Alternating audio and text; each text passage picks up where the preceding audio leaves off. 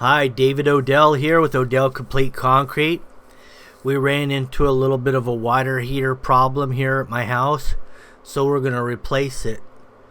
And I just wanted to show you, if you ever have to do this, how simple it really is. Basically what you want to do is drain the water out of the water heater to lighten that load. And there's an adapter at the bottom of the water heaters that you can screw a typical water hose on. Then you open the valve, all the water comes out. In the case that I ran into with my water heater, the valve didn't work. Even when I did open it, it was so corroded that the water didn't come out of the water heater. So what I did is I broke the end off and then I had to jam a screwdriver into the tank to break up the corrosion so the water would flow out the drainage hole. And then I just used, what did I use? Oh, I used a what you would typically see on a water main sleeve, plastic sleeve over copper water main. You slide your copper through those and bury them underground. I used that for my drain. I just put some tie wire around the end of the nipple drain, the water heater, and just ran it out the back door. There's your earthquake straps. We're going to be using those again. That secures the water heater from falling, basically, in an earthquake. And those are screwed into the studs of the house. And there's two. So we'll use the exact same ones.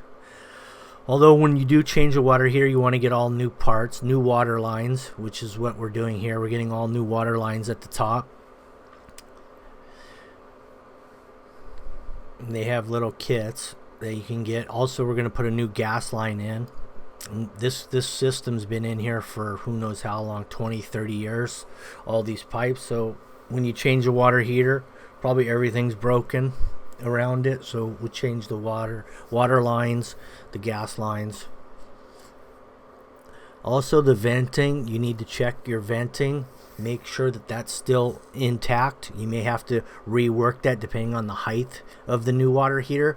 So you always want to measure the height of the old one you're pulling out, and then check the heights, diameters of the new ones. See if you're going to have to rework that heating where the vents out through the ceiling.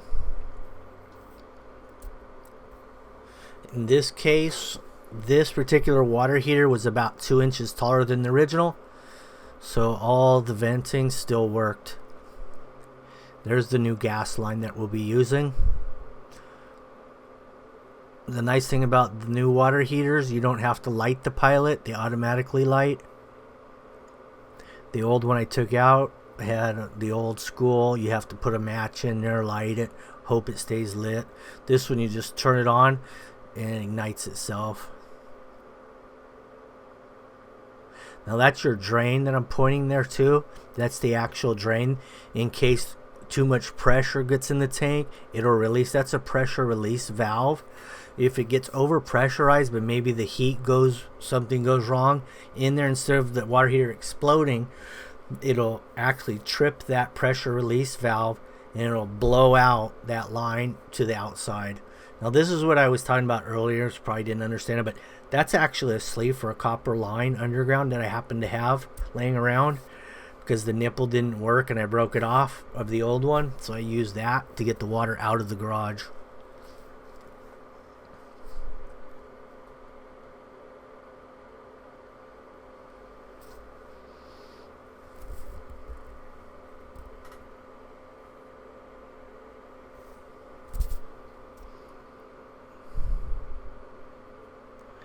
So you can almost do these by yourself. You may be able to get one of these up. This is a 50 gallon. If you're looking at a 40 gallon or less, you can probably lift this real easily with one person. Maybe even do a 50. Here's a little diagram. And there's your drain. There's your relief discharge. Now this heat trap really doesn't apply here in this situation.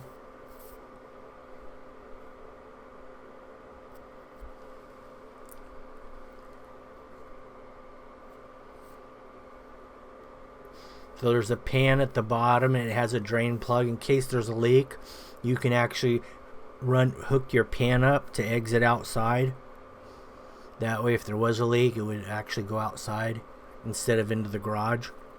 This particular garage is set on a 6-inch concrete stem wall, so even if it did dump in the garage, the only thing that would be getting damaged is the things I have on the ground. The walls really wouldn't get any water because they're 6 inches above. So, and also garage floors are sloped approximately 2% out the main door.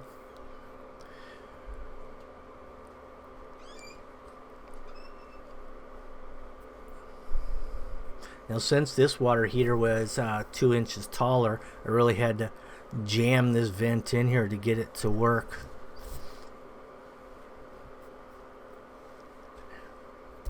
Now, there's some screw holes in the top of the tank right here that hold the vent cap on there.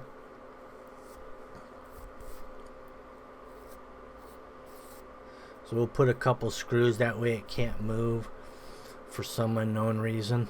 Maybe in an earthquake or something, it could shift potentially.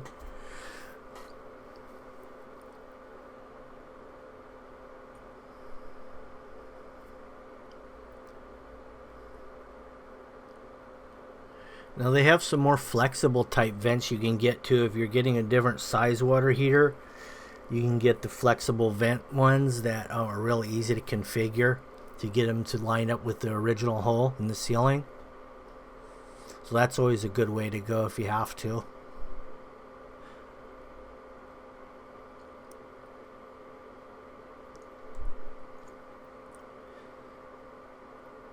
Now these new copper lines here that I'm putting on are they have a rubber gasket in them, so you really don't need to put any kind of a thread compound on this.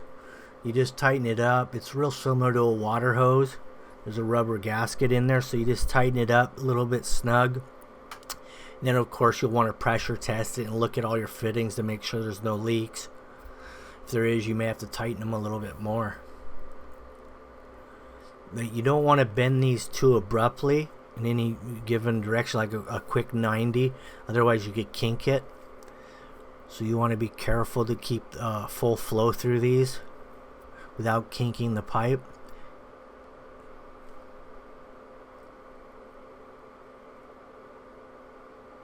And once you get all your pipes hooked up, you can pressure test it and check all your fittings for leaks. In this case, I actually turn the water to the house off at the water meter in the street. I typically don't really mess with the valves going into the house. Sometimes they can fail on you, or they may have been there for many years. As soon as you start turning them, you end up creating another problem. So if you go out to the street, the valves on the meter are usually pretty good. So you can work those valves without the risk of causing more problems.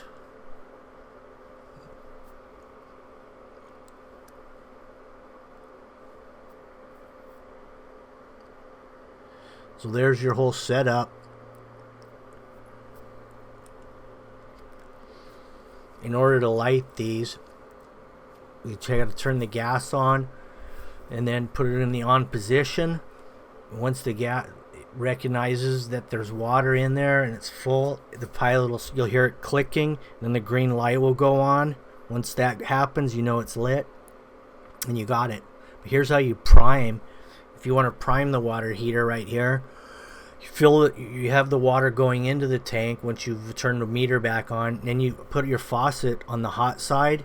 You get a lot of air and debris coming out of it initially. Once the air stops coming out, then that means that tank is completely full of water. Now here's a couple of insulation that the kit came with, so we just put that around the pipe. I mean, you can get an insulator blanket around the water heater as well. In this case, it's in the garage, so I didn't see a real purpose of it. I mean, if you have an exterior water heater in a shed or whatever, then blankets are nice.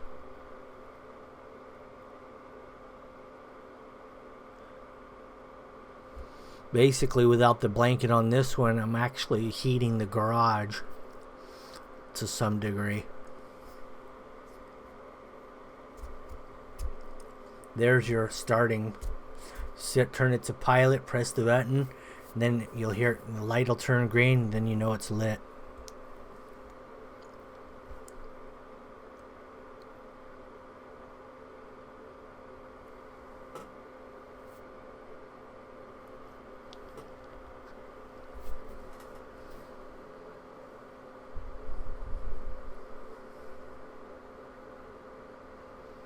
Also, as soon as we turned the water onto this water heater, we checked all the valves, all the new fittings.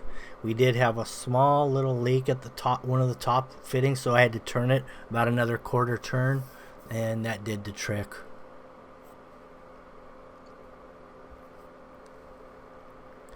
You're supposed to be able to look inside the little window at the bottom to see that if the pilot's lit.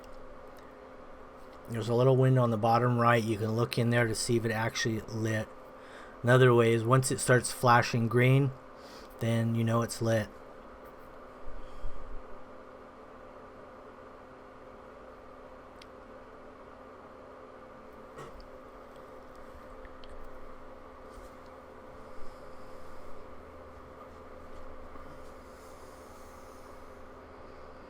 Well, that's how easy it is to do a water heater. It takes about 2 hours once you have the water heater, the new replacement.